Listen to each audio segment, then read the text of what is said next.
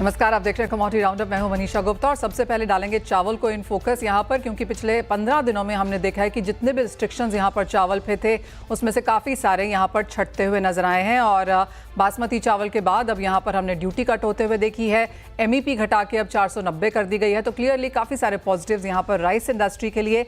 इसके क्या मायने हैं, और क्योंकि पिछले फाइनेंशियल ईयर में पिछले क्वार्टर में हमने एक्सपोर्ट्स का नंबर काफ़ी गिरता हुआ देखा था चावल का, वहां से अब जिस तरह के प्राइसेस हैं, इंटरनेशनल डिमांड है, कैसे एक्सपोर्ट्स रह सकते हैं बताएंगे आपको। साथ ही बात करेंगे बेस मेटल्स की, जहां पर चाइना ने, अगर हम सितंबर का महीना देखें तो बहुत सारे स्टिमुलस मेजर्स फ्रीलांस यहां पर किए हैं। फिर चाहे वो मॉर्गेजेस रीपेमेंट है, इनफ लिक्विडिटी क्रिएट करना है, साथ ही साथ यहाँ पर जिस तरह से हमने हाउसिंग के लिए यहाँ पर काम करता हुआ देखा, काफ़ी सारे पॉजिटिव स्टेप्स यहाँ पर लिए हैं। अब जब मेटल्स यहाँ पर सितंबर इतने स्ट्रॉन्ग नोट पे बंद कर रहे हैं, अक्टूबर, नवंबर, दिसंबर यानी कि last quarter of calendar year कैसे रह सकता है, इस पर भी लेकर आएंगे स्ट्रैटेजीज। साथ ही बात करेंगे यहाँ पर सोने की, जहाँ पर कुछ मुनाफा वसूली है, लेकिन बाजार मानता है कि हर डिप यहाँ पर खरीदारी के मौके हैं, तो कैसे रह सकते हैं प्राइसेस, इस पर भी करेंगे चर्चा।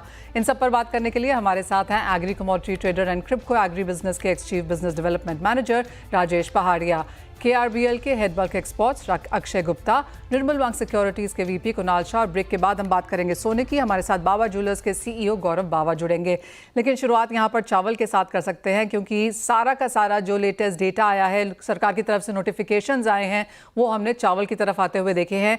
ये एक सेक्टर है जहां पर रिस्ट्रिक्शंस अच्छे खासे थे, लेकिन अब जिस तरह की सोइंग हुई है, फसल की एक्सपेक्टेशन है, सरकार के पास जिस तरह का स्टॉक है वो सभी ऑन द हायर साइड है, और इसीलिए हमने यहाँ पर ये रिस्ट्रिक्शंस हटते हुए देखे भी हैं। अक्षय, कैसे देखते हैं आप फर्स्ट ऑफ ऑल ये नोटिफिकेशंस? बासमती तो खुल ही चुका था, और क्योंकि बाकी वाइट वैरायटीज पर भी हमने एक राइस वैरायटीज पर हमने रिस्ट्रिक्शंस हटते हुए देखे हैं, कैसे देखते हैं आप इसका इम्पैक्ट? हाँ जी, चावल पे जैसे कि आपने कहा ऑलमोस्ट सारे रिस्ट्रिक्शंस हट गए हैं। वाइट राइस एक्सपोर्ट्स जो एक साल तक रिस्ट्रिक्टेड था, वो गवर्नमेंट ने फुल्ली ओपन कर दिया है विदाउट एनी एक्सपोर्ट ड्यूटी। पिछले साल तक around 9 million tonne white rice export होता था इंडिया से, जो बिल्कुल बंद हो गया था आफ्टर द बैन, बट ये अभी वापस खुल गया है। तो ये पूरी इंडियन राइस इंडस्ट्री के लिए बहुत ही पॉजिटिव न्यूज़ है। Akshay, in that sense KRBL कौन से राइस एक्सपोर्ट्स करता है, किन कंट्रीज को, और किस तरह के नंबर्स आप फिर से लौटता हुआ देखते हैं? KRBL पॉइंट ऑफ व्यू से हम 95% सेल्स हमारी बासमती की है, even exports and even in domestic market. Domestic में हम रीजनल राइस में आ गए हैं, बट एक्सपोर्ट्स में मोस्टली हमारी exports is of basmati rice. ये बैन खुलने से हमारे को रीजनल राइस एक्सपोर्ट करने की अपॉर्चुनिटी ओपन हुई है, which will further increase our sales in the export market. जैसे आपने कहा अक्षय कि लास्ट फाइनेंशियल ईयर में हमने नंबर्स वीक होते हुए यहाँ पर देखे हैं। नॉर्मल जैसे आपने कहा कि 22 मिलियन टन के आसपास है, तो क्या एक्सपेक्टेशंस हैं, किस तरह के रिलेशंस हैं, कहाँ एक्सपोर्ट होता हुआ देखते हैं, और क्या नंबर्स रह सकते हैं? मेनली वाइट राइस का एक्सपोर्ट वेस्ट अफ्रीका में था, जो वापस रिज्यूम हो जाएगा। कंट्रीज लाइक घाना, आइवरी कोस्ट, नाइजीरिया, ये सब कंट्रीज में वाइट राइस जाता था, तो ये वापस एक्सपोर्ट शुरू हो जाएगा इंडिया से।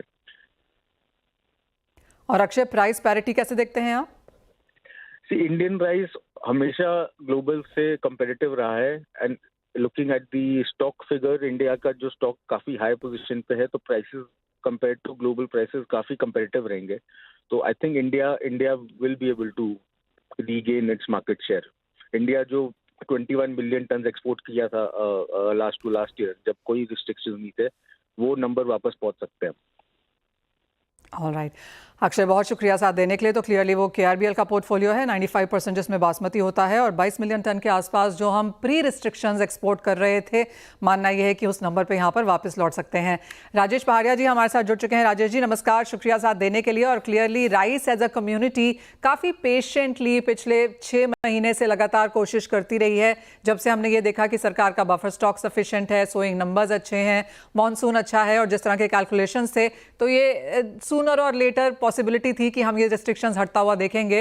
एज ऑफ नाउ जिस तरह के नंबर्स है, सबसे पहले तो राइस कम्युनिटी उसको कैसे सेलिब्रेट कर रही है? बहुत बहुत शुक्रिया, धन्यवाद मनीषा जी। आप भी हमारे इस संघर्ष में साथ ही थी, अलग नहीं थी आप। और मैं लास्ट इंटरव्यू से और इस इंटरव्यू के बीच में मैं समझ सकता हूं कि हमारे को प्री दीपावली एक बोनस दिया है सरकार ने, जिसके लिए मैं गवर्नमेंट ऑफ इंडिया का बहुत बहुत पूरी राइस फ्रेटर्निटी की तरफ से थैंक यू बोलूंगा और आभार करूंगा राइस इंडस्ट्री को बचाने के लिए। अब पिछले 6 महीनों से चूंकि एनसीएल के थ्रू एक्सपोर्ट हो रहा था, but the pace was not that कि जिससे इंडिया का जो नंबर है वो वापस एक रिस्पेक्टेबल नंबर को मैच कर सके। But by the thanks of big crop coming in October November में, so government has taken a very reasonable and a very balanced call to allow exports of white rice without duty. Maybe with MEP that is something different. Rajesh ji, हम अभी KRBL से बात कर रहे थे और उनका मानना है कि जो 22 मिलियन टन बिफोर रिस्ट्रिक्शंस था वो नंबर हम यहाँ पर वापस से गेन करता हुआ देखेंगे। आप कैसे देखते हैं पिछला एक फाइनेंशियल ईयर जब ये सारी रिस्ट्रिक्शंस लगी हुई थी, अब क्योंकि ज़्यादातर यहाँ पर हट चुकी हैं, आपको क्या लगता है जिन कंट्रीज़ के साथ रिलेशन था, जो प्राइसेस हैं उस लिहाज से किस तरह का क्वांटिटी आप बनता हुआ देखेंगे? मनीषा जी, 22 मिलियन टन एक हमारा जो नंबर है बहुत बहुत हाईली एस्टिमेटेड नंबर होगा। मैं नहीं समझता हूं कि इमीडिएटली हमारे जो कंपीटिंग कंट्रीज थी म्यांमार और पाकिस्तान के नंबर को हम लोग कट कर पाएंगे, बिकॉज एमईपी है इसके ऊपर में, व्हाइट राइस के ऊपर में। तो 490 की एमईपी में हम लोगों को compete करना पड़ेगा विद पाकिस्तान एंड म्यांमार, जिन्होंने लास्ट 2 साल के अंदर में जो हमारा इंडिया का रेगुलर मार्केट होता था ईस्ट कोस्ट ऑफ अफ्रीका, उन्होंने पूरी तरह से कैप्चर कर लिया। तो लिटिल बिट टाइम लगेगा इसके अंदर में, बट साल भर के अंदर में आई एम प्रीटी श्योर कि 22 will be the number which will be able to achieve it again. Prices किस लिहाज से आप आता हुआ यहाँ पर आगे जाकर देखते हैं, क्योंकि इंटरनेशनल मार्केट्स में हमने देखा है कि प्राइसेस में इस साल में अब तक हल्की सी बढ़त देखने को मिली है, क्या उसका फायदा भारत उठा पाएगा? जस्ट आपके इंफॉर्मेशन के लिए बता दूं, फ्राइडे को जब ये नोटिफिकेशन आया और जब सैटरडे को वापस ओपन कर नोटिफिकेशन आया कि ban has been from prohibited it has been now free, उसी दिन ही हमने पाकिस्तान के अंदर में और म्यांमार के अंदर में काफी करेक्शंस देखे ऑफर के अंदर में। $20 से $25 मार्केट करेक्ट हुआ है वहां पर। तो होपफुली वो अपने करेक्शन और अपने मार्केट को डिस्काउंट करेंगे। इंडिया की राइस को वापस स्टेबलाइज होने में मिनिमम 3 से 4 महीने पकड़ के चलिए कि भी हम लोग वापस अपने नॉर्मल में होंगे। वापस बिजनेस स्टार्ट हो गया है, बट वो प्रीमियम वेराइटीज यानी कि 5% ब्रोकन का हुआ है। आज मॉर्निंग में भी मेरे को जो सुनने में आया है कि मोम्बासा का कुछ क्वांटिटी सेल हुई है और मेडागास्कर में भी कुछ क्वांटिटी सेल हुई है। तो ये रेगुलर मार्केट जो इंडिया का होता था, that again will be gaining it back. Fair point. Rajesh ji, अब इंडिया सेंट्रिक यहाँ पर अगर बात करें तो किस तरह का स्टॉक आप यहाँ पर बनता हुआ देख रहे हैं? क्या फाइनल लेटेस्ट फिगर्स हैं आपके पास? किस तरह की न्यू क्रॉप एक्सपेक्टेशंस है? और ये जो एक्सपोर्ट खुला है, क्या उसका नीजक रिएक्शन भारतीय प्राइसेस में भी देखने को मिला है? क्या यहाँ पर बढ़त आई है? देखिए, लास्ट टाइम अपनी जब बात हो रही थी तो अपने 142 मिलियन टन की बात कर रहे थे, फिर rain has become a curse for that. Some area का जो हार्वेस्टिंग है वो हो सकता है कि थोड़ा डिलेड हो, बट समवेयर अराउंड 137 टू 140 के बीच का नंबर, जो कि सेकंड एडवांस एस्टीमेट में गवर्नमेंट ऑफ इंडिया ने भी कंफर्म किया, आई एम प्रीटी श्योर कि 140 million tonne India will be able to secure it very easily. Certainly 490 का इक्विवेलेंट अगर इंडियन प्राइसेस में जाएं हम लोग, तो ₹2 से ₹3 की तेजी तो कल परसों में ही देखने को मिली, which is not even exorbitant in comparison to what other commodities has been gaining. तो व्हाइट राइस के अंदर में there was an hike of ₹1 to ₹2, 5% variety के अंदर में ₹2 से ₹3 का इंक्रीमेंट मिला था, जो कि इनडायरेक्टली जो बेनिफिट है वो पैडी ग्रोअर्स यानी कि फार्मर्स को ही जाएगा। राजेश जी, एक फाइनल सवाल, और ऑफ कोर्स एक बहुत लंबे इंतजार के बाद हमने ये स्टेप्स आते हुए देखे हैं और सरकार की तरफ से रिस्ट्रिक्शंस अक्रॉस कमोडिटीज़ यहाँ पर देखने को मिले हैं। सितंबर का महीना उनके लिए काफ़ी बिजी रहा है दैट उस लिहाज से, लेकिन आपको लगता है कि अब ये जो किया गया है ये लॉन्ग टर्म किया जाएगा? बिकॉज क्लियरली फेस्टिवल सीजन है, आगे किस तरह की अगली बारिश रहती है, इंटरनेशनल क्यूज़ कैसे हैं, जियो पॉलिटिक्स, US प्रेसिडेंशियल इलेक्शंस, आगे अगर देखें तो बहुत कुछ है इंडिया और ग्लोबल वॉच करने के लिए। आपको लगता है ये लॉन्ग टर्म है? बहुत ही डिफिकल्ट सवाल। अगेन आपका फाइनल कॉल क्वेश्चन जो होता है ना, वो बहुत कंक्लूसिव और बहुत डिफिकल्ट होता है। मुझे नहीं लगता है कि ये बहुत लॉन्ग टर्म पॉलिसी है। Let me be honest with you, हम लोगों को मार्केट को कंट्रोल करके चलना पड़ेगा और राइस के प्राइसेस को इतना स्टेबलाइज रखना पड़ेगा कि ये ऐसे प्राइसेस सीपीआई इंडेक्स के अंदर में पिंच नहीं करे गवर्नमेंट को कि भी प्राइसेस इतनी बढ़ गई कि वापस बैन आ जाए। तो हम लोगों को very carefully, very balance call, माल बेचना भी है, माल को प्रोक्योर भी करना है, माल अपने को राइस की प्राइसेस को भी इंडिया में मेंटेन करना है। तो I am very cautious and very precautionary. मैं अपनी पूरी ट्रेड फ्रेटर्निटी को एक एडवाइस करूंगा कि प्राइस को कंट्रोल करके चलें, इन्फ्लेशन के प्राइसेस को हिट नहीं हो, अपने को उस चीज को ध्यान रखते हुए, और ये पॉलिसी जो है सस्टेनेबल और लॉन्ग टर्म में चलेगी। अदरवाइज आपका जो चावल पे पहरा है वो भारत सरकार वापस नहीं छोड़ेगी। Rice is again a very sensible and a very political commodity. Well absolutely, सरकार ने यहाँ पर एक स्टेप तो लिया है, लेकिन अब रिस्पॉन्सिबिलिटी यहाँ पर ट्रेड और इंडस्ट्री की है कि उसको उस लेवल्स पे ना लेके जाएं कि सरकार वापस यहाँ पर इंटरफियर करे। राजेश जी, एज ऑलवेज बहुत शुक्रिया फॉर योर काइंड वर्ड्स, और ऑफ कोर्स वो पूरी ही जो पॉलिसी है और जिस तरह की सिचुएशन है अभी ट्रेड और इंडस्ट्री की, उसके ऊपर लाइट भी डालने के लिए। कुणाल, आप कैसे देखते हैं all over agri as a commodities को, क्योंकि काफी सारी कमोडिटीज में कुछ तेजी देखने को मिली है, लिस्टेड भी, नॉट लिस्टेड भी, लेकिन ओवरऑल एग्री पैक सितंबर का महीना अगर देखें तो तेजी में रहा। Unseasonal rains, weather anomalies across the world. आप देखिए what has been happening in South America, Brazil का सिनेरियो देखिए. So weather is creating all havoc across the globe. So India में भी सिमिलर है. आज सितंबर मंथ एंड होने जा रहा है और lots of parts of the central India, even western India, it's witnessing heavy rains. So that has led to disruption. और मुझे लग रहा है एग्रीकल्चर कमोडिटी में उसके मेरिट से जो मंदी का एक दौर था, because of the higher productivity, I think it is come to an end. Lot of commodity are in a secular, going to be in a secular bull run. जैसे शुगर है, जैसे नॉन लिस्टेड कमोडिटी में sugar है, listed commodity में turmeric है, guar seed है. ये सब में हम आने वाले दिनों में एक अच्छी स्पाइक देख सकते हैं. और because of the weather the trend definitely seems to be on upside. देखिए what is happening in the non agri in coffee, most of the South American commodities, they all are in a secular bull run right now. So कोई बड़ी मंदी की गुंजाइश नजर नहीं आ रही है. एब्सोल्युटली. और अगर हम अगले हफ्ते की भी यहाँ पर देखें तो ऑफ कोर्स इस हफ्ते यहाँ पर कुछ बहुत मानसून ठहरता हुआ नजर आया है, लेकिन माना यह जा रहा है कि जैसे ही नवरात्रि की शुरुआत होगी, यानी कि 3, 4, 5 तारीख में यहाँ पर फिर से बारिश की एक्सपेक्टेशन है. गुजरात, महाराष्ट्र समेत कई राज्यों में यहाँ पर बारिश हो सकती है. और जैसे कुणाल कह रहे हैं, फ्लावरिंग हार्वेस्टिंग स्टेज है और इस टाइम में बारिश होना ऑफ कोर्स काफ़ी सारी एग्री कमोडिटीज़ में एक स्पाइक लेके आ सकता है. लेकिन इसी के साथ एक ब्रेक का समय है. लौटेंगे तो बात यहाँ पर करेंगे मेटल्स की, जहाँ पर तेज़ी है, और आपको बताएंगे कि सोने चांदी में क्या करना चाहिए. बात यहाँ पर अब मेटल्स की करेंगे कुणाल. और अगर मैं ये चार्ट्स देखूं तो पिछले एक हफ्ते में हमने 5 से 10% की तेज़ी अक्रॉस बोर्ड मेटल्स में आते हुए देखी, और सितंबर का महीना of course very very positive है. यहाँ पर अगर नंबर्स देखें तो कॉपर में करीबन 15% की तेज़ी देखने को मिली है. आयरन ओर में करीबन पिछले हफ्ते ही 11% की बढ़त थी. जिंक में 16% की तेज़ी है. एल्यूमिनियम 11% ऊपर है. तो क्लियरली पिछला एक हफ्ता एंड सितंबर का महीना काफ़ी पॉजिटिव है. लेकिन अक्टूबर में अब आप स्टेप इन कर रहे हैं तो कैसे करें? वेल, अक्टूबर के लिए ऐसा कहते हो, सितंबर ट्रेलर था, पिक्चर अभी अक्टूबर में बाकी है. So it's going to continue. The bull run is definitely going to continue. This is a strategic move by China. China was waiting कि कब यूएस का इंटरेस्ट रेट कम हो. यूएस को इन्फ्लेशन नीचे लाना था, और जैसे ही यूएस ने इंटरेस्ट रेट कट किया, उसके बाद सीरीज ऑफ मेजर्स आना चालू हो गए. Chinese stock market, Chinese banking index, China के हर एक सेक्टर को आप देख लीजिए, 7% इंडेक्स ऊपर है चाइना की आज के दिन में, अगर आप देखेंगे शंघाई की एक्सचेंज.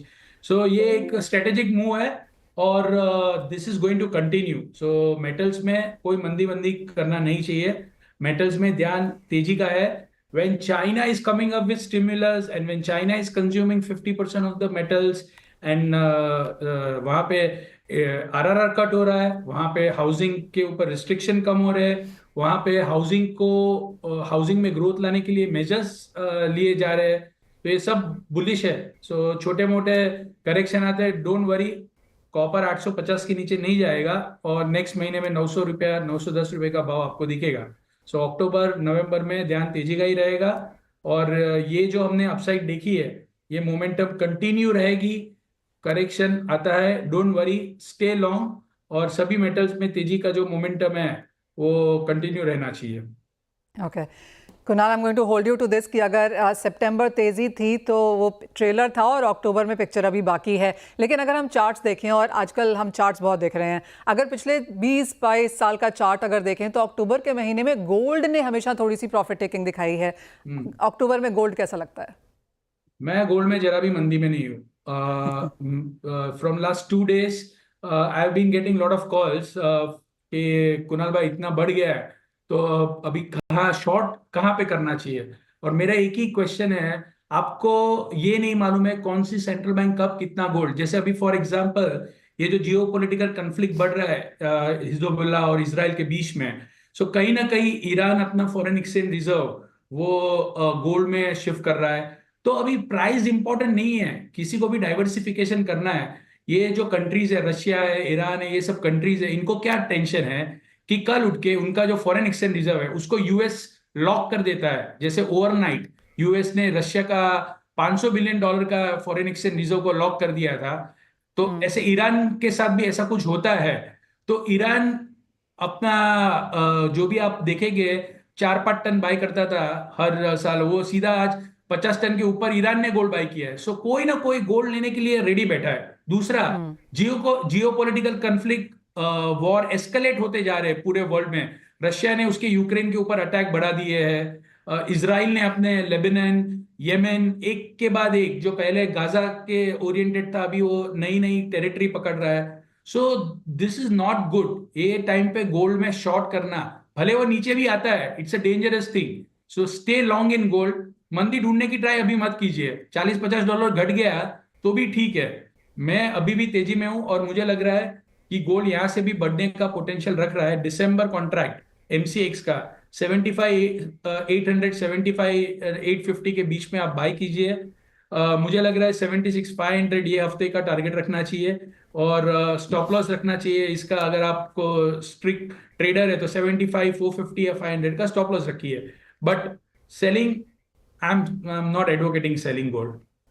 ठीक है, तो चार्ट्स कुछ भी कहते रहे, लेकिन ये वाला अक्टूबर थोड़ा सा डिफरेंट है और तेजी और देखने को मिल सकती है। अपने ऑल टाइम हाइज के बहुत करीब हम देख रहे हैं एमसीएक्स के प्राइसेस लगातार। बहुत शुक्रिया कुणाल साथ जुड़ने के लिए। यहाँ पर अब हम अगर प्राइसेस को देखें तो जैसे मैंने कहा कि ऑल टाइम हाइज के आसपास हैं। गौरव बाबा जी, आपको चर्चा में शामिल करना चाहेंगे। सितंबर का महीना ज्वेलरी सेल्स के हिसाब से बहुत बेहतरीन नहीं था। एक तो पितृपक्ष और दूसरा all time high gold prices, और जैसे कुणाल कह रहे हैं कि अक्टूबर में भी ये चेंज नहीं होने वाला है, तो एज अ ज्वेलर आप कैसे देखते हैं फिर? नमस्कार जी, थैंक यू। देखिए, जनरली हमने भी काफ़ी सालों से यही ट्रेंड देखा है कि जब श्राद्ध आते हैं, पितृपक्ष जिसको आप रेफर कर रहे हैं, तो गोल्ड ज्वेलरी की सेल ज्वेलरी स्टोर्स पे वॉक इन वो कम हो जाती है। But somehow we did really well this year, this month. So मतलब उससे इस बार हमें कोई फर्क नहीं लगा, बिकॉज इनफैक्ट हमारे सेल्स के लोग भी यही बातें बार बार करते थे कि श्राद्ध लग गए हैं तो भी सेल कम है, वॉक इन कम है। सो बट हमारे यहाँ पर इस बार I don't know what has happened, but sales अच्छा है।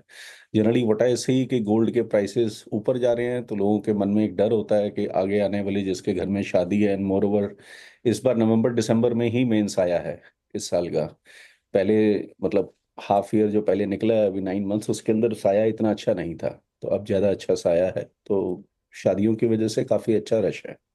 प्राइसेस तो देखिए बढ़ ही रहे हैं गौरव, अल्टीमेटली, क्या एंड बिक आई रहा है सी ज्यादा? the prices are going to jump to maybe around 1 lakh, 1,20,000 or maybe 1,50,000 next 3 to 5 years. Long term तो मैं बहुत ज्यादा बुलिश हूँ गोल्ड के ऊपर पर्सनली। गौरव, तो लोग क्या खरीद रहे थे इस वक्त? क्योंकि जो हमारी ज्वेलर से बात होती है उनका मानना है कि 22 से ज़्यादा 18 कैरेट शायद यहाँ पर बिक रहा था। डायमंड लोगों ने यहाँ पर इंक्लूड किया। तो अगर आप अपना ओवरऑल बुके यहाँ पर देखते हैं तो ज़्यादा खरीदारी कहाँ है? हमारा बुके के अंदर if I talk, so we doing close to around 70% of the total sales is gold jewellery. बाकी जो 20% बचता है उसमें 20% के अंदर close to around 10% of the total sales is the lab grown diamonds. That's what we do as well. So बाकी 20% जो है that is for natural diamond, mine diamonds की जो सेल है उसकी आती है। सो बुके तो अच्छा ही है on the whole, and it has been consistent for us for the last few years. Earlier we were doing around 35% हमारा डायमंड ज्वेलरी की सेल रहती थी और अराउंड 65% गोल्ड की रहती थी। बट अभी गोल्ड का प्राइसेस बढ़ गया, so when I compare in terms of rupee value तो वो श्रिंक होता जा रहा है। Although the sales are moving up in terms of quantities for diamond as well, but gold का प्राइस बढ़ गया तो वो रेशो ऑटोमेटिकली फाइनेंशियल एस्पेक्ट में थोड़ा सा डिफरेंट दिखता है। So generally what we do, हम उसको कंपेयर जो है वेट से करते हैं। लास्ट ईयर हमने सेम मंथ के अंदर या सेम सीजन में कितना बेचा, इस साल कितना बेचा, तो पता लगता है। लास्ट टाइम अगर श्राद्ध डिफरेंट मंथ में आ गए तो the game is going to change. So you have to be little mindful, ध्यान से देखना पड़ेगा सब चीज को। Alright, but it's nice to know, जैसे आपने कहा कि क्योंकि नवंबर दिसंबर में काफ़ी सारी शादियां हैं इस बार, तो क्लियरली उसकी खरीदारी यहाँ पर है। और जैसे आपने कहा कि लैब ग्रोन, माइंड, सोना, सभी की खरीदारी यहाँ पर ऑफ कोर्स ऊपर नीचे है, लेकिन खरीदारी यहाँ पर बरकरार है। गौरव जी, बहुत शुक्रिया साथ जुड़ने के लिए, और दिल्ली मार्केट्स में फिलहाल क्या चल रहा है इतने हाई प्राइसेस पर भी, उसका एक जायजा भी यहाँ पर हमारे व्यूअर्स को देने के लिए। इसी के साथ फिलहाल इस कार्यक्रम में इतना ही समय है। हम ब्रेक के बाद यहाँ पर फोकस डालेंगे इक्विटीज़ पर।